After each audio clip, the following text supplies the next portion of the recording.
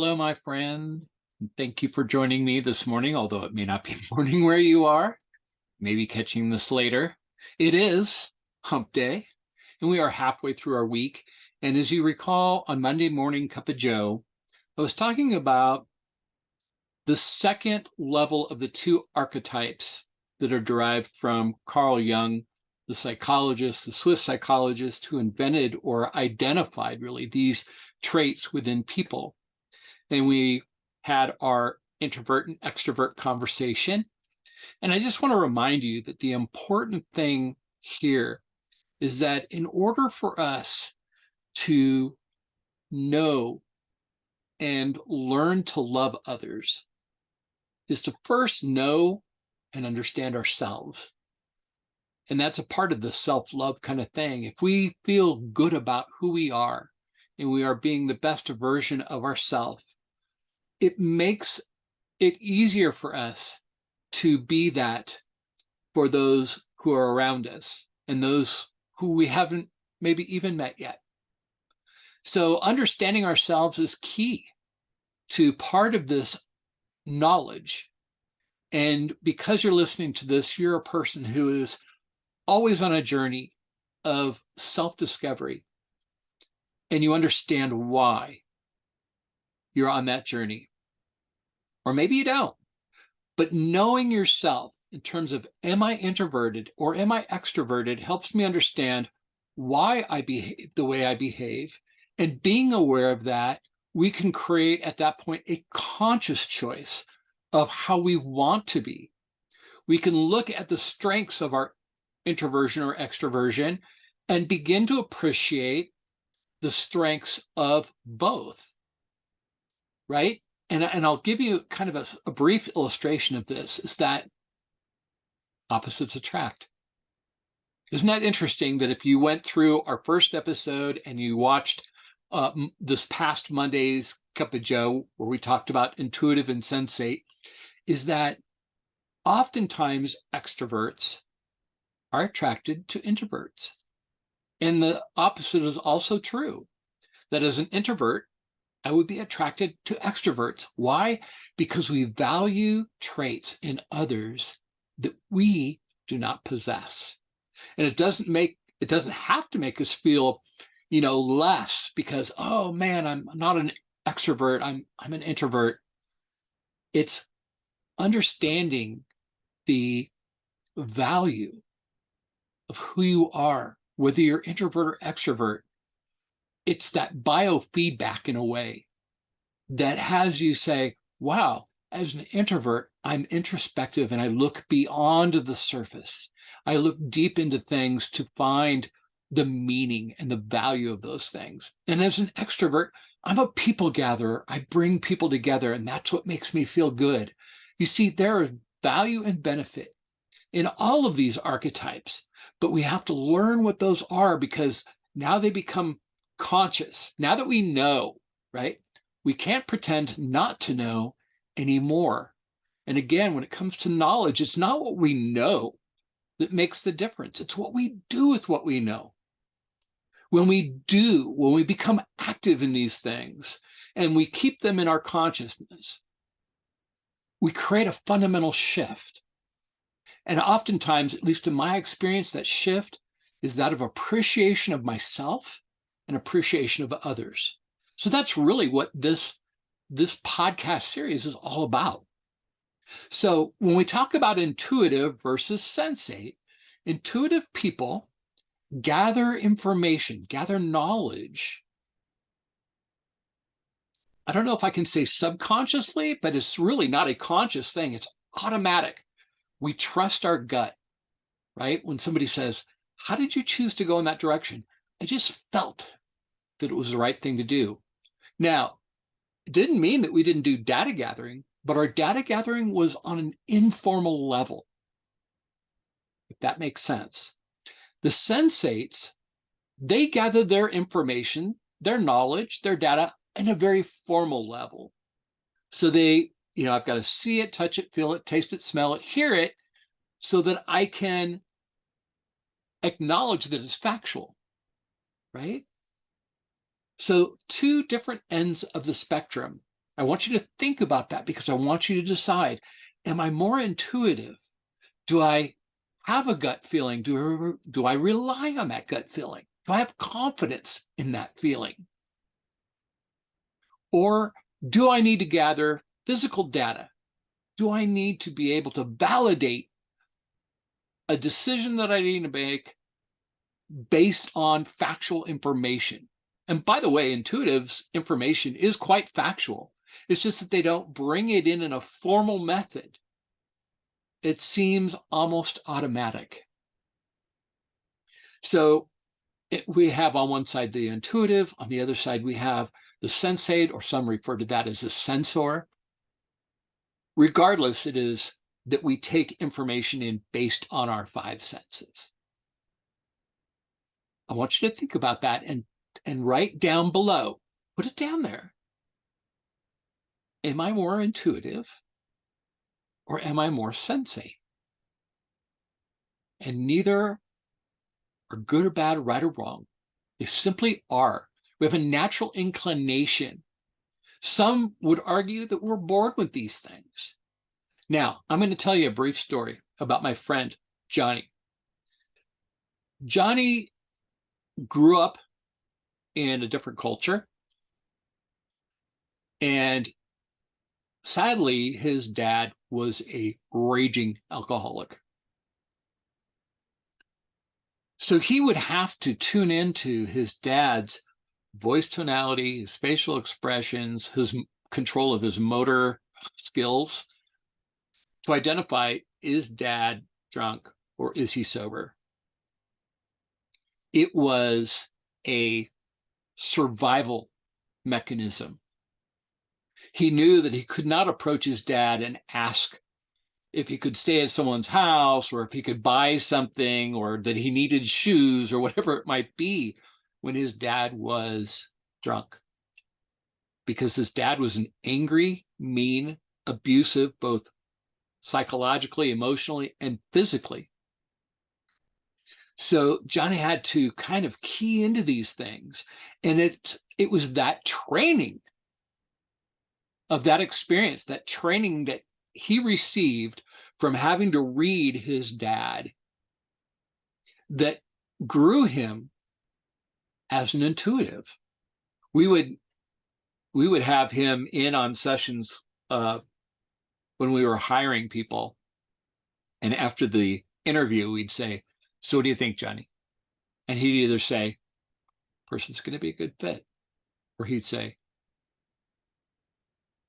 and that's all he needed to do, is just, "No, this is not good."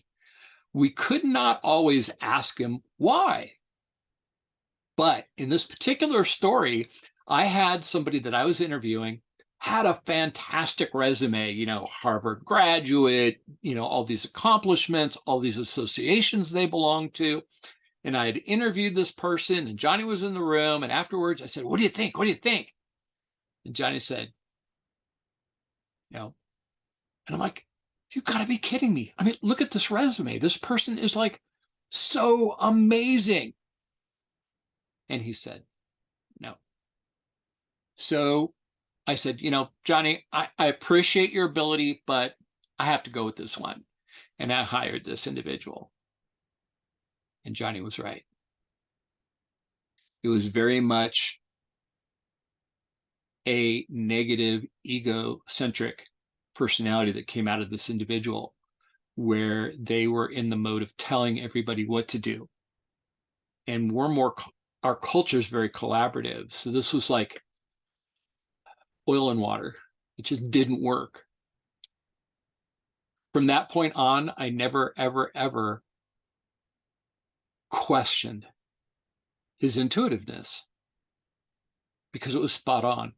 He knew ahead of time. I don't know how, and I don't know that he could articulate to me how. But that's how powerful an intuitive can be. And of course, I shared before, having a background and being a black belt in Six Sigma, we used Minitab as a statistical analysis tool to identify opportunities for improvement, right? So I'm very much, I love statistics. I took intro to statistics. And then when I got into behavioral psychology or sociology, I, loved my professor, Dr. Jerry Redmond, in behavioral statistics. And I can see where gathering that formal data and being able to slice it different ways gives me insight into what I'm working on. I value that. However, fundamentally, I'm an intuitive. I'm an intuitive. I can walk into a room. I've had, 30 years of team facilitation. I can go in and get a feel for whether a team is in a place where they can become successful or where there is a need for a lot of work before they'll be ready to, get up and walk on their own feet. So again, I want you to think about this in terms of intuitive and sensate. Which do you believe you are?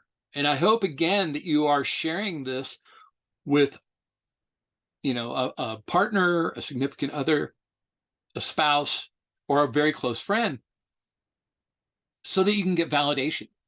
You can say, wow, I really see myself as an intuitive. How do you see me? Right? Because we have that believed, perceived dynamic, that dichotomy that helps us get a better feel for where we are on that continuum between intuitiveness on one side and sensate on the other. So let me pop out of this for a second so we can go back to the continuum and give you some more descriptive words to help you understand which side of the continuum you fall on. Okay, once again, here we are at episode 2, where we're talking about approach to knowing, how we gather information, whether it's formally or informally. Now, on the continuum, once again, we have intuitive on one side, sensate on the other side. And then we splice it in the middle to identify which are we more of. And understand that this activity happens in what we call the parietal lobe in our brain. So understand that the neuroscience behind this is what kind of creates our behavioral patterns. And that's really what we're talking about, is a behavioral pattern between being an intuitive individual or a sensate individual. And by the way, we need both. So let's talk about first the intuitive in terms of what are some of the characteristics that we would use to describe someone who is intuitive. Well, they happen to be generally more artistic and creative in very abstract ways, more abstract. And then when we take a look at the sensate side, they're more of the scientist, or they're more methodical. They still have an artistic outlet, but it may look more like engineering versus a Picasso.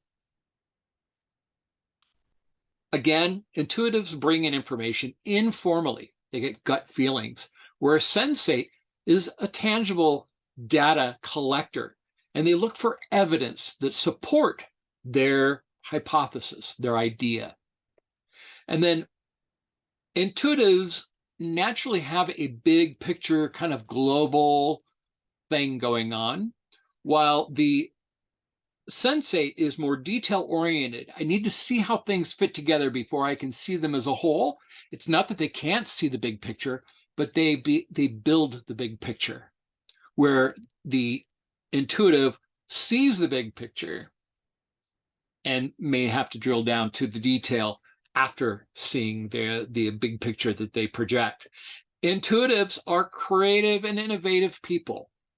It's not to say that sensates can't be intuitive or innovative, but mostly they're analytical in their thought. It's not creativity or innovation for the sake of creativity. It is to serve a very finite purpose. And they get into the weeds on things, where the intuitive doesn't really get into the weeds so much. They generally surround their people with the opposite, right? Opposites attract. Intuitives surround themselves with sensates because they can create the big picture and they need the intuitive to fill in the details. So that's how that works. And then lastly, the intuitive is focused on the spirit of the law, where a sensate is more likely to focus on the word of the law. right? We want to kind of, as intuitives, the spirit of the law is, let's say, going the speed limit is to save lives and be able to travel at a speed in which it is safe within the environment that you're on. You're kind of looking at that. The sensate is going to look at that as being absolutely, you cannot go any faster than that, nor should you go much slower than that because this might happen, and they'll again go into the weeds. So I want to encourage you, please, please, please, please, down below, don't be afraid. There's nothing wrong with either side. Put what letter you are. Oh, and by the way, in intuitive, you can see the letter is capital N, because we already used I in introversion, right? So we use the N in the word intuitive as the symbol for someone who is intuitive. And then, of course, S if you are sensing. I hope that helps give you more insight, and I cannot wait until Monday for a Monday Morning Cup of Joe and talk about the next pair of behavioral archetypes with you. Have a wonderful week, lead well, and I'll see you on Monday.